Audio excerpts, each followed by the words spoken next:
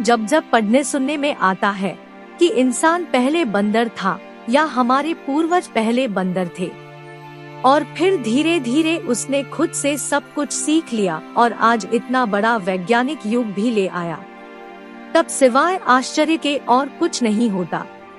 खासकर ये देखकर कि आज किसी भी बंदर को इंसान बनाने की कोशिश में खुद इंसान ही मदारी बन जाता है, लेकिन बंदर में नाम मात्र का भी बदलाव नहीं आता। मनुष्य के विकास क्रम की इस वैज्ञानिक थ्योरी को लेकर मेरे मन में कुछ सवाल हमेशा से रहे हैं, जिनके जवाब मुझे आज तक नहीं मिले।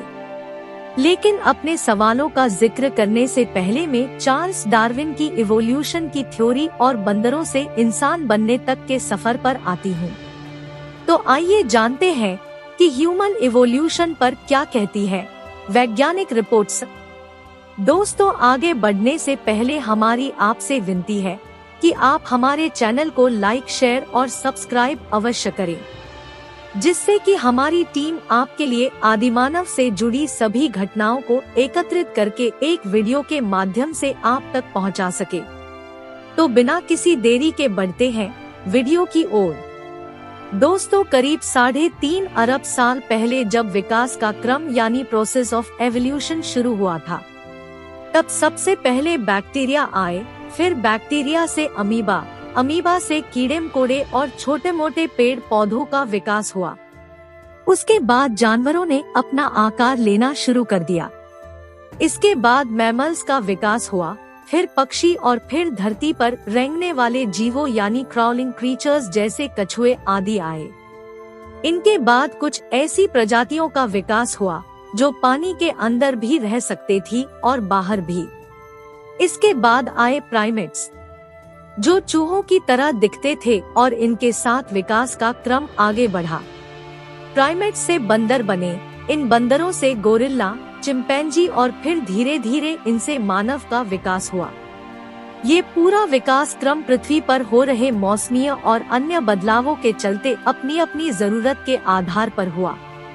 दोस्तों, आखिर क्या कहती है चार्ल्स डार्विन की थ्योरी? जो बदलते माहौल या वातावरण में खुद को ढाल सके वही जीवित रह सकता है और वही विकास के क्रम में आगे बढ़ सकता है, क्योंकि परिवर्तन तो प्रकृति का नियम है। चार्ल्स डार्विन ने इवोल्यूशन की यह थ्योरी फिंच पक्षियों को देखते हुए दी थी। चार्ल्स डार्विन ने देखा कि फिंच नाम का एक छोटा पक्षी कई द्वीपों में पाया जाता है, लेकिन हर एक द्वीप में इसी पक्षी की शारीरिक बनावट, खासकर उसकी चोंच में बहुत अंतर था। फिंच पक्षियों की इसी विशेषता को देखते हुए डार्विन ने अपना नेचुरल सिलेक्शन और एवोल्यूशन का सिद्धांत दिया।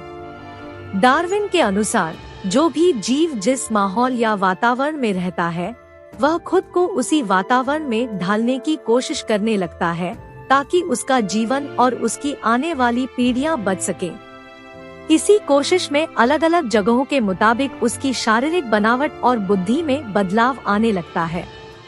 अलग अलग द्वीपों में फिंच पक्षियों की अलग अलग प्रजातियों के होने का भी यही कारण है कि जो फिंच पक्षी जिस द्वीप पर गए, उसी द्वीप के वातावरण के अनुसार उन्होंने खुद को ढाल लिया। अलग अलग द्वीपों पर रहन सहन, तापमान और खाने पीने के साधनों और तरीकों में बदलाव था। इस वजह से एक ही तरह की फिंच चिड़िया के अलग अलग द्वीपों पर जाने पर उनकी शारीरिक बनावट, खासकर चोंच में भी बदलाव आता गया। जैसे किसी द्वीप पर फलों को खाने वाली लंबी चोंच वाली फिंच, दूसरे द्वीप पर कीड़ों को खाने वाली छोटी चोंच वाली फिंच और अपने ही द्वीप पर अपने मूल स्वरूप में मौजूद फिंच। इस तरह फिंच पक्षियों की अलग अलग प्रजातियों का विकास हुआ। दोस्तों, जब धरती की संरचना और उसके मौसम में तेजी से बदलाव हो रहे थे, तब पेड़ पौधों की कई प्रजातियां खत्म हो रही थी, तो वहीं कुछ नई प्रजातियों का विकास हो रहा था। कहीं धरती बेहद गर्म हो रही थी, तो कहीं अन्य तरह के बदलाव हो रहे थे।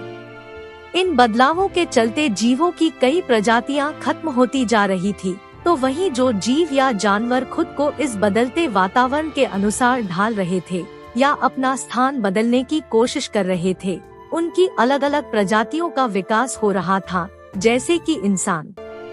तो दोस्तों, आज के लिए बस इतना ही। तो मिलते हैं एक और नई इंटरेस्टिंग वीडियो के साथ, तब तक के लिए धन्यवाद।